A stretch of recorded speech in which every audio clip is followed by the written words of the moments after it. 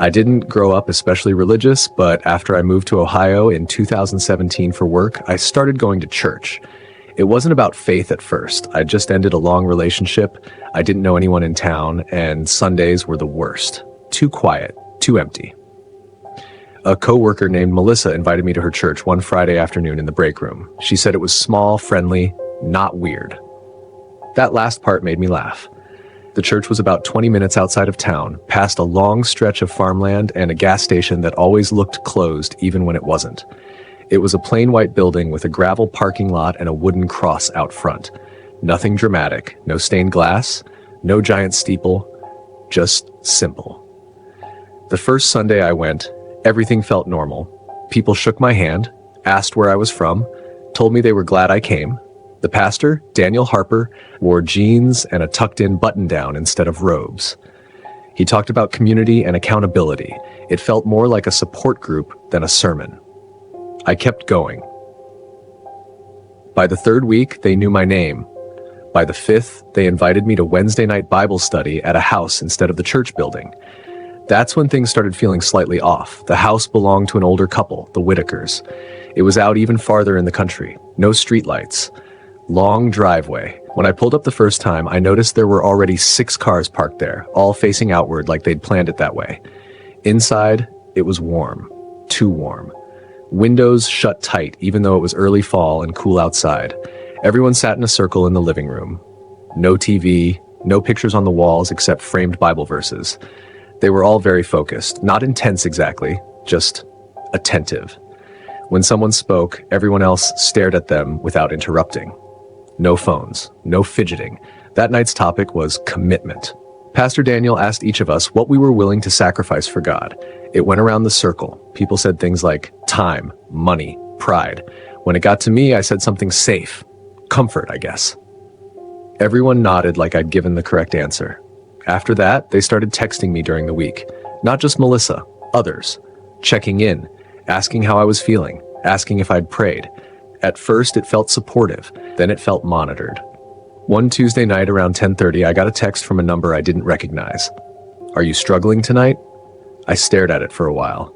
I hadn't told anyone I was having a rough evening. I'd just been sitting on my couch, feeling restless. I responded, "Who is this?" The reply came almost immediately. "Just someone who cares." I didn't respond after that. The next day at work, Melissa casually asked me if I'd felt the pull last night. I laughed it off, but my stomach tightened. I hadn't told her about the text. Over the next few weeks, small things piled up. People would reference thoughts I'd only said out loud during prayer. Once, during Sunday service, Pastor Daniel paused mid-sermon, looked directly at me and said, "Some of us are still holding back." It could have been coincidence. It probably was, but it felt aimed. Then there were the rides. I lived alone in a duplex about 15 minutes from town. One night after Bible study, I drove home like usual. As I turned onto my street, I noticed headlights behind me. They turned when I turned, slowed when I slowed. I pulled into my driveway and the car kept going. It was a dark SUV. I couldn't see the driver. The next morning, there were fresh tire tracks in the gravel across from my house. I told myself I was being paranoid. The real shift happened during what they called a commitment weekend. It was a Friday through Sunday retreat at the church building. Phones were discouraged. Fasting was encouraged. I didn't want to go, but Melissa seemed genuinely hurt when I hesitated. "It's when everything makes sense," she said quietly. So I went. Friday night was normal enough. Worship music, group discussions, no food except water and coffee. By Saturday afternoon, everyone was exhausted. That's when the tone changed. Pastor Daniel locked the front doors. He didn't announce it. I just heard the heavy click from the back of the room. He stood at the front, hands folded, and said, "We cannot let doubt walk out that door." There were about 20 of us inside. He started asking people to confess things they'd never told anyone. One by one, they stood. Admitted affairs, addictions, private thoughts. The group responded the same way every time. Silence, not comfort, not reassurance, just silent staring. When it was my turn, I shook my head. "I'm good," I said. "I don't really have anything like that." Pastor Daniel smiled, but it didn't reach his eyes. "Everyone has something." "I really don't," I insisted. The room felt smaller. Melissa wouldn't look at me. He stepped closer, slow, calm. Pride can disguise itself as innocence. I remember the way his shoes sounded against the floor. Soft, measured. "I think I'm going to head out," I said. No one moved to open the door. Pastor Daniel's smile faded. Leaving now would confirm the struggle. I walked toward the entrance anyway. My heart was pounding so hard I could hear it in my ears. When I reached for the handle, it didn't turn. Locked. Behind me, I heard chairs scrape across the floor. Not rushed, not chaotic, just people standing. I turned around. Everyone was watching me. No anger, no yelling, just that same unblinking attention from the Whitakers' living room. "Unlock it," I said, trying to keep my voice steady. Pastor Daniel tilted his head slightly. "Why are you afraid of us?" "I'm not. I just want to leave. Leaving without confession isolates you." The silence stretched. Then someone near the back, an older man named Carl, spoke for the first time since I'd known him. "Don't let him walk out with it." My mouth went dry. "With what?" No one answered. I don't remember deciding to move. I just remember suddenly pushing hard against the door. It didn't budge. I turned and Pastor Daniel was much closer now, too close. He put one hand on my shoulder. Light pressure, not violent. That almost made it worse. "Sit down," he said quietly. His fingers tightened slightly. Something in me snapped. I shoved him back, harder than I meant to. Stumbled into a folding chair and it clattered against the wall. For half a second, no one reacted. Then the room exploded into movement. Chairs fell, feet pounded against the floor. I ran toward a side hallway I'd noticed earlier, the one that led to the bathrooms. I didn't know what I was looking for. A window, a back exit. Behind me, I heard Melissa call my name. Not screaming, just calling. "Please, don't make this worse." I found a narrow emergency exit near the end of the hall. It had one of those push bars across it. I slammed into it with my shoulder. It opened. An alarm started blaring instantly. Loud, metallic, shrill. Cold air hit my face. I sprinted across the gravel lot toward my car. I dropped my keys once and nearly slipped on the stones trying to pick them up. I glanced back. They had filled the doorway, but none of them were running after me. They just stood there, watching. The alarm kept screaming behind them. I drove fast, too fast. My hands were shaking so badly I could barely keep the wheel steady. In my rearview mirror, I thought I saw headlights pull out after me, but I can't swear to it. I didn't go home. I drove straight to a motel near the highway and paid cash. The next morning, I had 7 missed calls, 3 voicemails, all calm. Pastor Daniel's voice in one of them. "You left in confusion. We're praying clarity over you." I blocked every number connected to the church.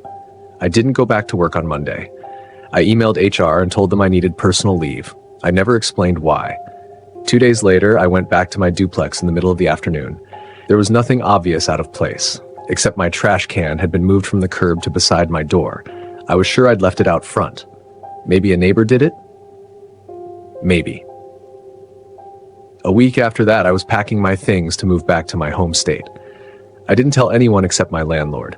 The night before I left, I woke up around 2 a.m. to headlights shining directly into my bedroom window. Not passing by. Parked. I stayed completely still in bed. My heart felt like it was beating in my throat. After about 30 seconds, the lights turned off. I didn't look outside. In the morning, there were tire tracks again across from my house. Same as before. Facing outward. I moved, changed my number, deleted social media. A few months later, I searched the church online. The website was gone. No Facebook page. No listing. When I called Melissa's old number from a blocked phone, it rang once and went straight to voicemail. The greeting had changed. It was her voice, but flat. "You've reached a place of growth. Leave your name." I hung up. Sometimes I still think about that room. The way they watched me. The way no one seemed angry. Just certain. Certain I had something they couldn't let leave. I still don't know what they thought it was, and every once in a while when I'm driving at night and a car stays behind me a little too long, I feel that same tightness in my chest. Like, doubt isn't something you're allowed to carry away.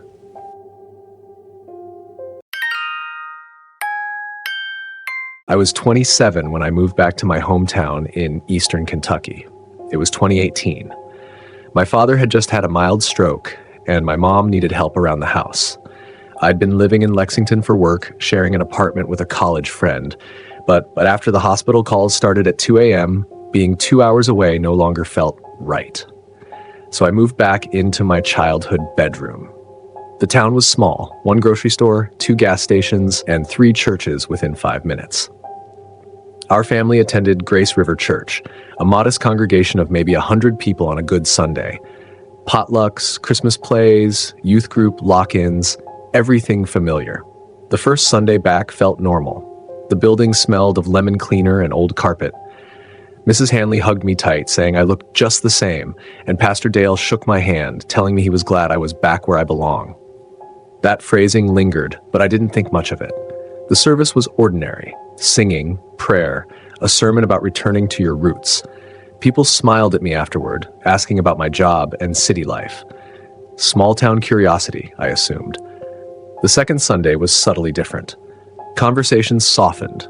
Some people were watching me. Pastor Dale preached about obedience and surrendering personal ambition to God's plan. Every time he mentioned running from your calling, I felt a tightening in my stomach. Afterward, he asked me to join a small Wednesday prayer group. I agreed.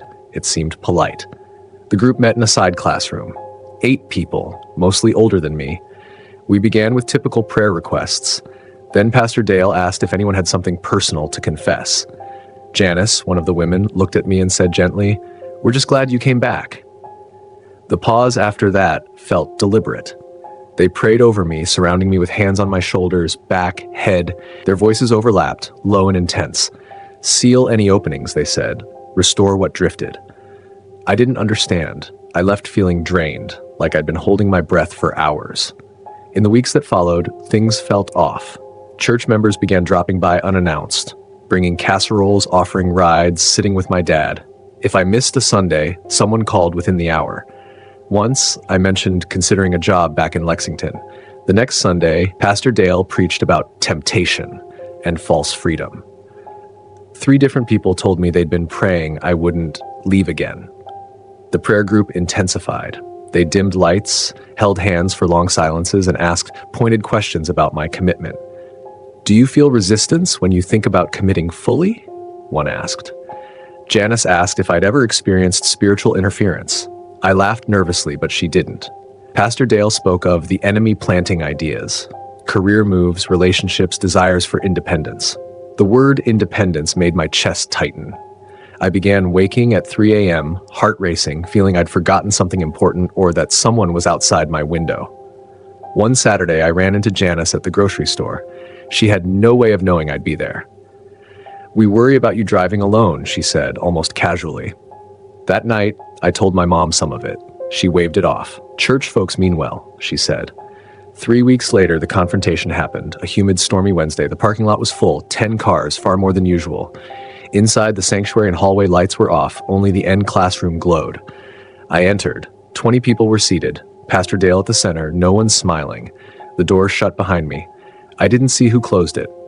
"We've been praying," Pastor Dale said. "We feel it's time." "For what?" I asked. "For clarity." Janice stood. "You've been resisting," she said softly. "I come every week," I replied.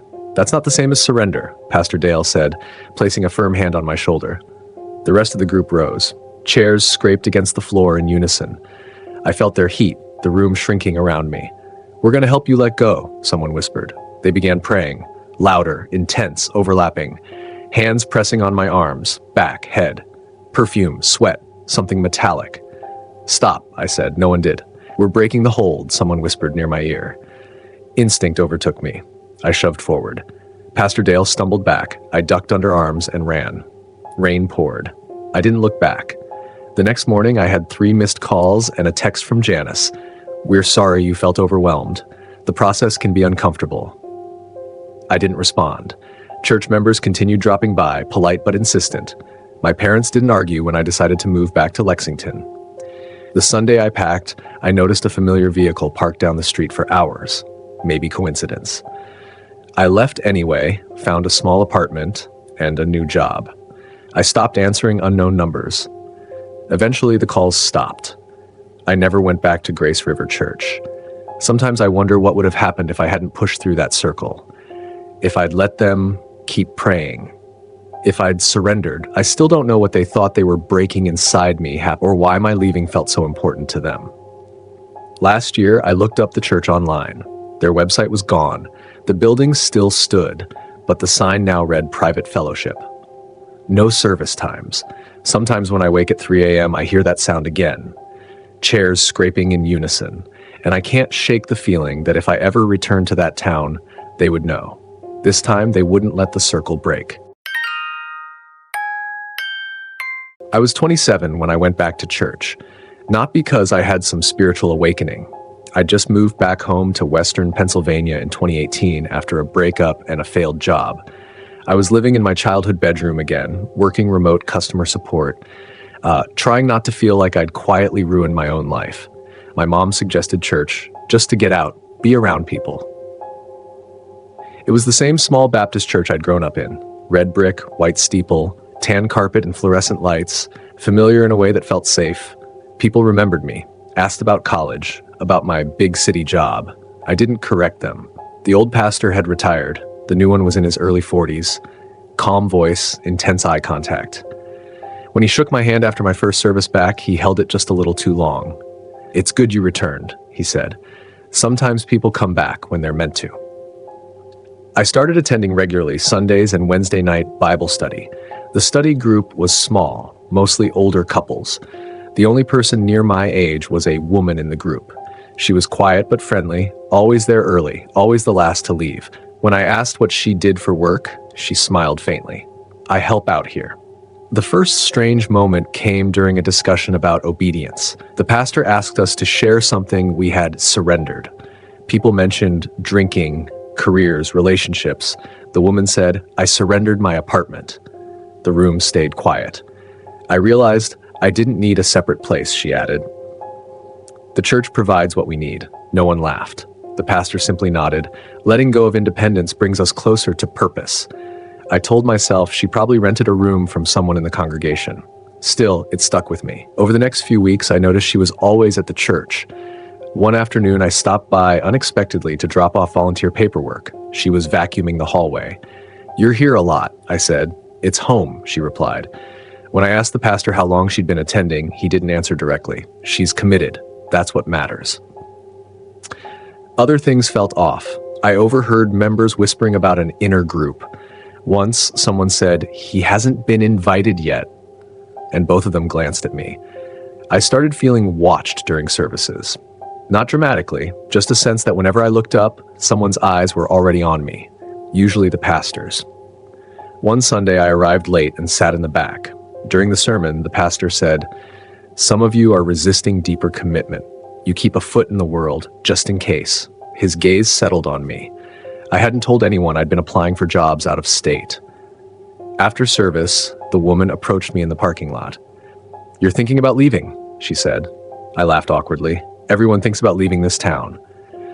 "You won't find what you're looking for out there," she replied, completely serious. Soon after, my mom mentioned the pastor had stopped by the house while I was out. "He said you seem distant," she told me. "He just cares." I hadn't missed a single service. Bible study grew more intense. Discussions shifted from faith to loyalty. The pastor talked about cutting off corrupting influences. He said true community required transparency. "We can't have secrets," he said one Wednesday, looking directly at me. "Secrets divide us." He asked us to write down attachments keeping us from fully committing. Some people admitted distancing themselves from family who questioned the church. When it was my turn, I said, "I don't feel like I have attachments like that." The silence was heavy. "Everyone does," he replied softly. Then the woman disappeared. She missed a Wednesday, something she had never done. I texted her, no response. When I asked the pastor if she was okay, he said, "She's where she needs to be." A week later, she returned, pale, drained, avoiding eye contact. "I'm learning," was all she would say. That was when I decided to leave. I planned to fade out quietly. No confrontation. But I skipped one Wednesday without warning. At 8:30 p.m., the pastor called. I ignored it. A minute later, there was a knock at the door.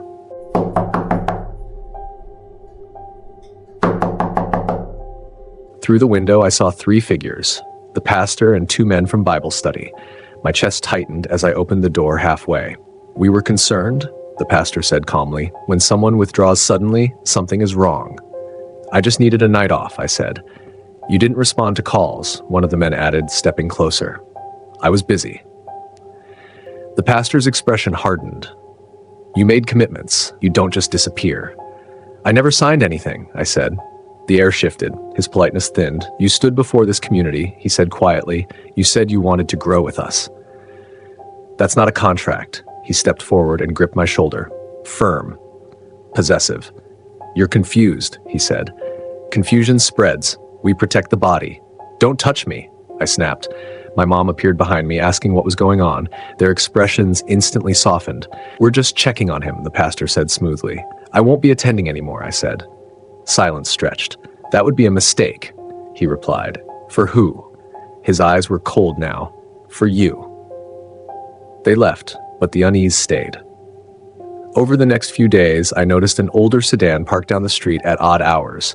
It belonged to one of the Bible study men. My mom received phone calls from church members asking strange questions, whether I'd been under stress, whether I'd been influenced by outsiders. Then I found an envelope taped to my car windshield. Inside was a printed Bible verse about rebellion and destruction. No signature. A week later, I came home late from the grocery store. My mom was out of town overnight. As I approached the house, I saw the front door slightly open. My stomach dropped. Inside, the lights were off, but there was a faint glow from the hallway. Voices. Low. Male. They weren't arguing. They were praying. I froze as the pastor's voice became clear. Remove the spirit of resistance. They thought I wasn't home. I backed out slowly, got in my car, and drove to a gas station before calling the police. When officers searched the house, no one was there. No forced entry. Nothing stolen. Just the faint smell of cologne in the hallway. I never went back. Within a month, I moved to another state. New job, new apartment, new number. For a while, I wondered if I'd overreacted. Maybe they'd had a key for some legitimate reason. Maybe they'd come to pray over the house out of concern. But I still think about the woman in the group. Last year, I tried searching for her online. No social media, no trace. 6 months after I moved, I received a handwritten letter with no return address. Inside was a single sentence, "You were meant to stay." No signature. I threw it away. My mom swears she never gave anyone a key. The police found no evidence of a break-in. I don't know where the woman went during that missing week, and sometimes when I'm alone in a quiet room, I still get the feeling that someone is watching me. Not angry, just waiting for me to come back.